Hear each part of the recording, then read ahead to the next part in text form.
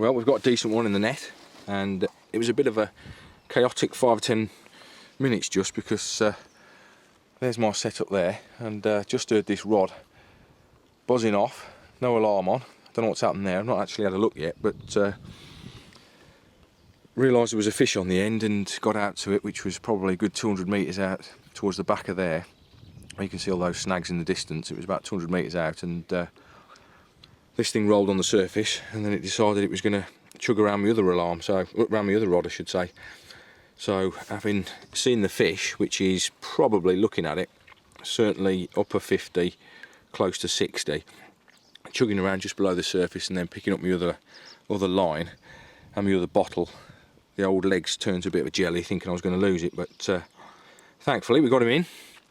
So we'll have a quick look at him now.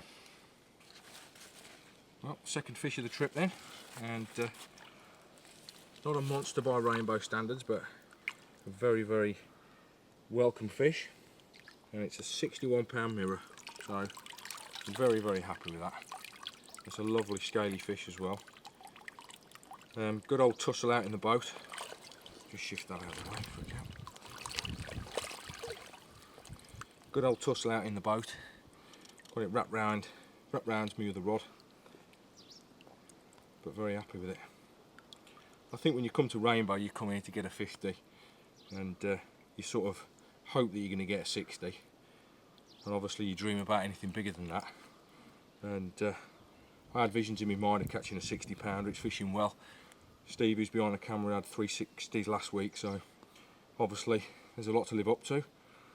And we're only sort of on the Sunday of my week, and this one's turned up, so extremely happy. And it's fallen on the old coconut creams, bait that we've both been doing really well on this year. So I'm going to let him go. There we go. There we go. Big old lump.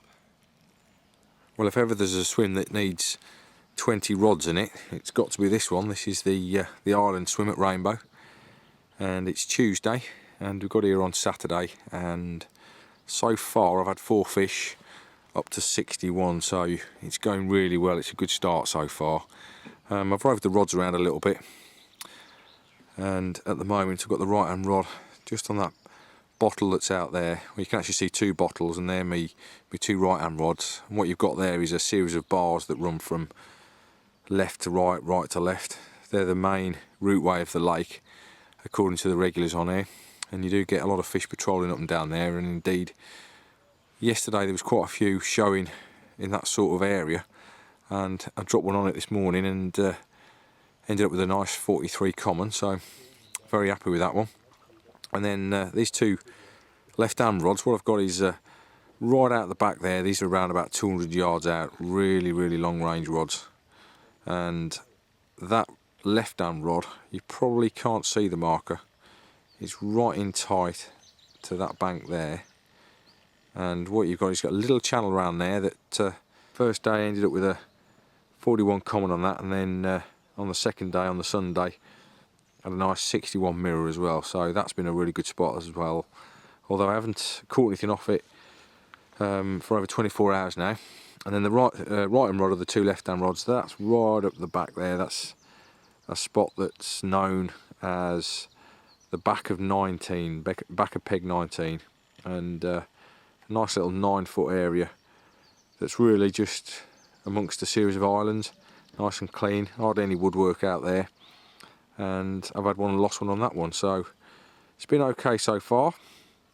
You're probably wondering what this little yellow ball is on the end of this line here now. That's just a little marker that I've put on the line. Just helps you when you're navigating with your boat. It's dark and stuff, you shine your headlamp on it, and obviously you can see where your lines are, because when you've got 4 rods out in quite a tight area, it can get a little bit difficult at night when you're manoeuvring your boat out in there. But that's a look at my side of the swim.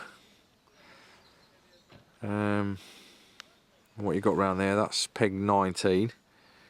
Over there, the famous peg 19, where the old world record fish used to get caught from regularly. Got some Hungarians in there at the moment, and I believe they've caught fish to just over 30 kilos. which is always the case with the Hungarians. They do have a tendency to come on this lake and catch a few of the big old fish. And then just to the right here, that is Peg 21 where I fished last October. Really good swim, and during the course of the last few weeks that's done a lot of big carp. One of the lads from Holland, Arjen, he had one of the best hits of big fish on the lake in there only probably 2 weeks ago, and he ended up with about 4 fish over 35 kilos, so magnificent catch. And he's fishing this chap right up to the back here, right amongst all this overgrown and overhanging bushes and stuff. There's the clubhouse, and in Peg 1 there's my old mate Rob Hales. He's over there with Harry, and last night they caught the fish known as the Briggsy fish, which I think it was 74.5. Now that's a fish that Rob's already familiar with, he's already caught it.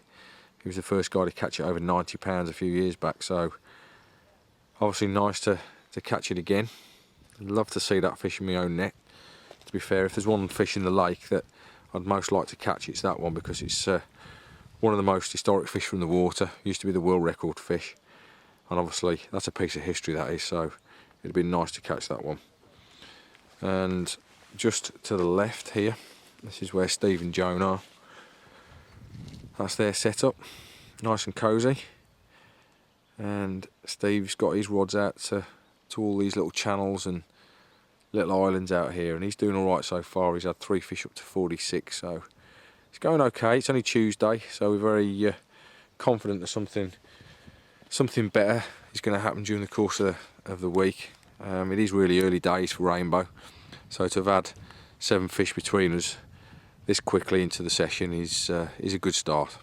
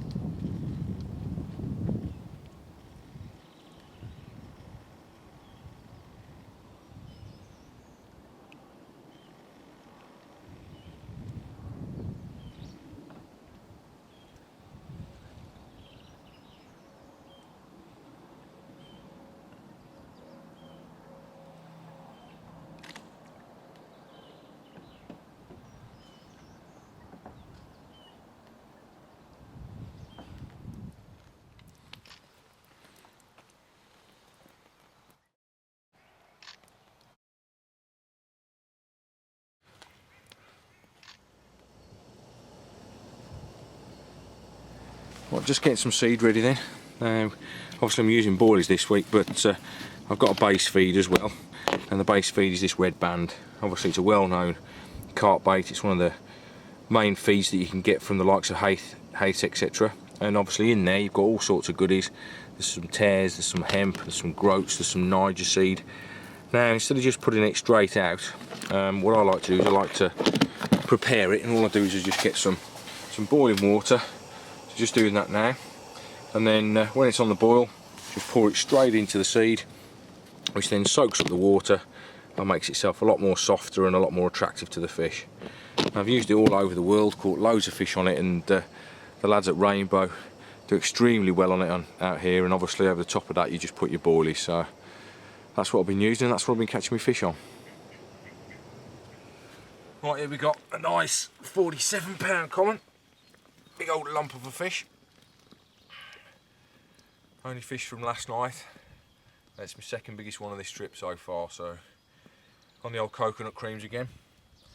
As you can see in the cradle, it's not full of white bits and pieces, but certainly it's evident. Fantastic bait, and fantastic tussle with this one, because I ended up having to get into the water to get him out. Lovely.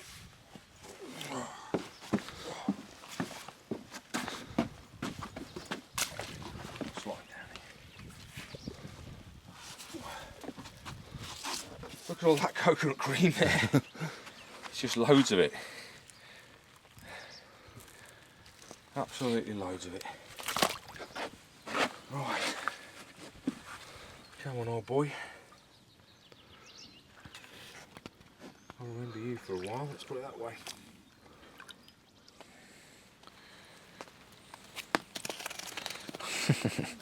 That's what happens when you spend too much time in a bivvy on your own. You basically end up becoming friends with ducks, and that's what I've done this week. It's Joan and Steve have been in their bivvy. Obviously, with all this bad weather and stuff, it's not been a great time for getting out the bivvy and socialising, so I've been on my own a lot, so I've been making friends with the ducks, besides catching a few carp.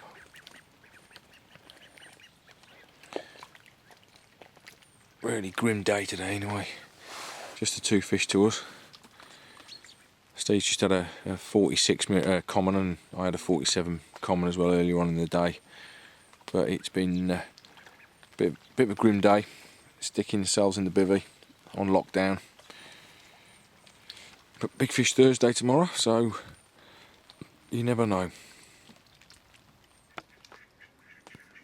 Yeah, when you fish a lake like this place, you can go from one extreme to the other, and Sunday started really well with that big fish, 61 pound mirror, and I've had a great week so far, but it's big fish Thursday today, and had a mid-30 last night, and then been sitting there reading one of the old newspapers from in the car, and off one of my rods just goes, and second from left it was, right at the back of 19.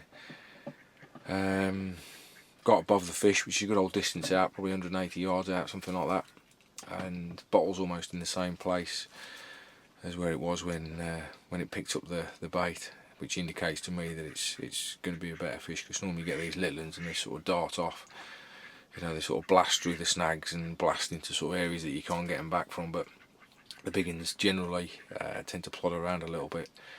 And what's basically happened is, as I bit into it, right arms felt this massive weight on the end of it, bottle started bobbing around dead slow, so, you know, I mean, I've been carping a few years, and you just know when it's a big fish. I mean, okay, there's sometimes you think you've got something big on the end and it turns out to be a 10-15 pounder, but it was like a sack of spuds on the end of this one. It was a big old lump.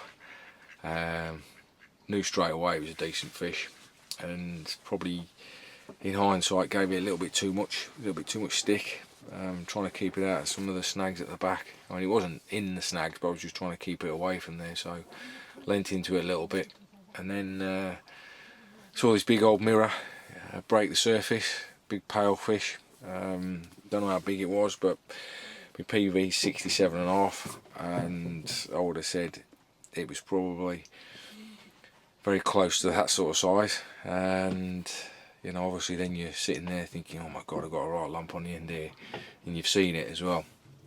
And then sort of gave it a little bit more, and next thing the hooks popped out, and you know, it's trundling back across the surface, and heart sank, feeling a bit gutted. And you know, but that's rainbow for you. You can go from one extreme of being so happy to being a little bit low. I mean, I'm not low. I'm not one of these people that goes low anyway. But you know, obviously I'm a bit gutted, because you start thinking, because it didn't make the snags, you start thinking, well, maybe I give it a little bit too much and I should have just sort of held back a little bit. But anyway, in hindsight, the wonderful thing hindsight is, all you can do is soldier on, put the rod back out, and hope it happens again. Big fish Thursday. In my mind, I've just lost the biggest fish that I've hooked so far this trip, so over a good bed of bait as well. But anyway, we soldier on. We've still got 2 nights left, and there is still a chance of another biggie, so fingers crossed.